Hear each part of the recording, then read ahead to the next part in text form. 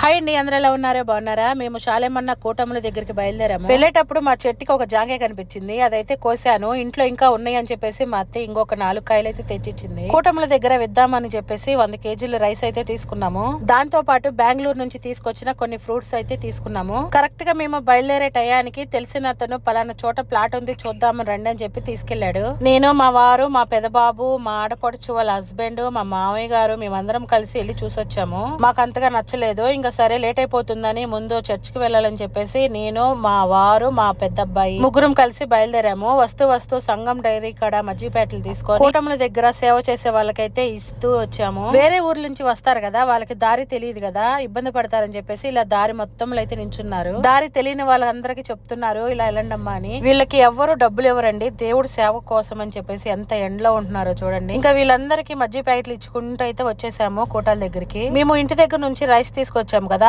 అవి అయితే ఎక్కడ ఇయ్యాలో అర్థం కాలేదు. ఒక అన్న ఎంట్రీ గేట్ దగ్గర కూర్చున్నాడు. అతన్ని అడిగితే చెప్పాడు నాకు ఈ అమ్మ నేను వెళ్ళి ఇస్తానని. ఇంకా తీసుకెళ్లిన రైస్ అతనికి ఇచ్చాను. అతనైతే తీసుకొని పక్కన పెట్టాడు.